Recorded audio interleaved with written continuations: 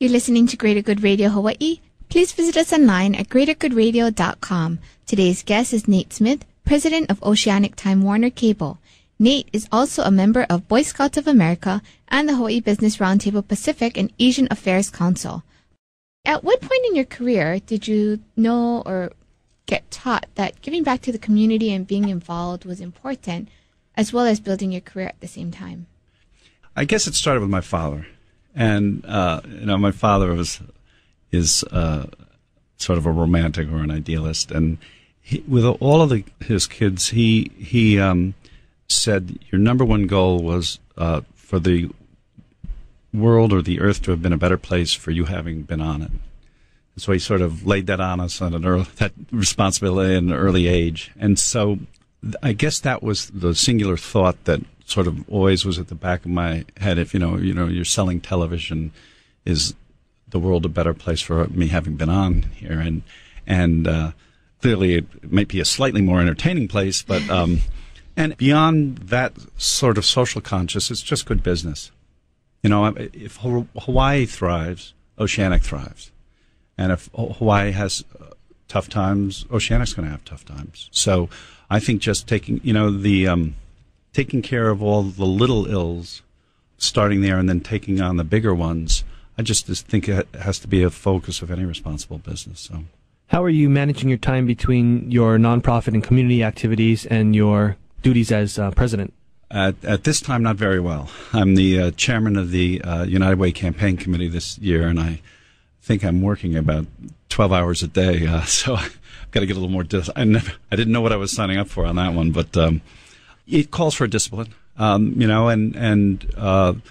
Again, on the boards, if I don't feel I'm adding value to the boards, then I don't want to be there. So, but so far, I think people that are running the organizations I serve on are getting a value. So, it does call for a little bit of discipline, but there's also a lot of good psychological feedback when you see some results being achieved out of these. How are you determining which of these organizations you're going to be with?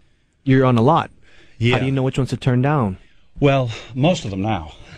I've sort of got my full complement at this point. And the one area that I am interested in possibly using Oceanic's capabilities also is early childhood learning.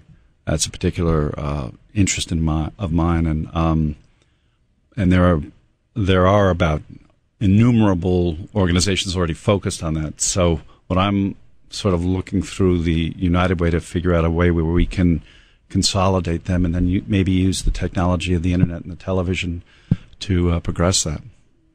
And then also, how are you able to balance your time with the nonprofit organizations? You're also a father and a husband.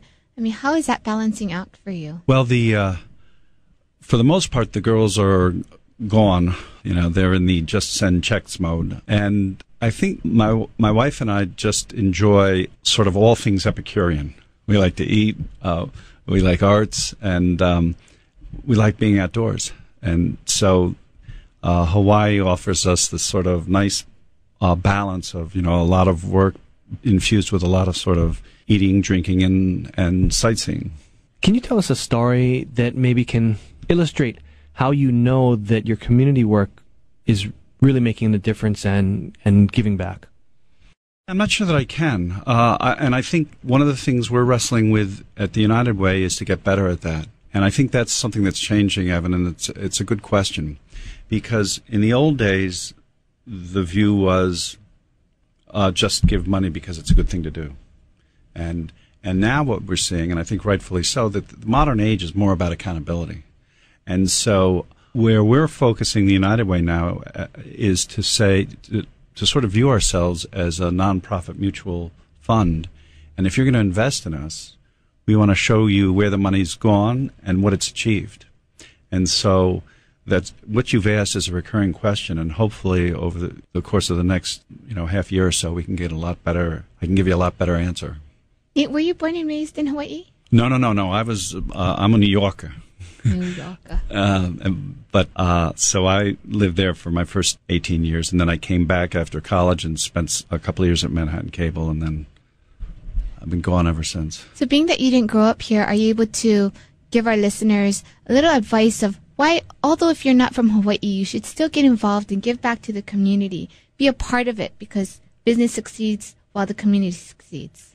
Yeah, I mean, I think that's it. I mean, but I also think you should feel it. It's not an obligation that you should, if you're doing it because somebody told you to, it's probably not such a great thing. And so I like to think by the time people become high enough up in an organization that their perspective has grown with them, and so that it's less of an obligation and more of a, sort of a labor of love.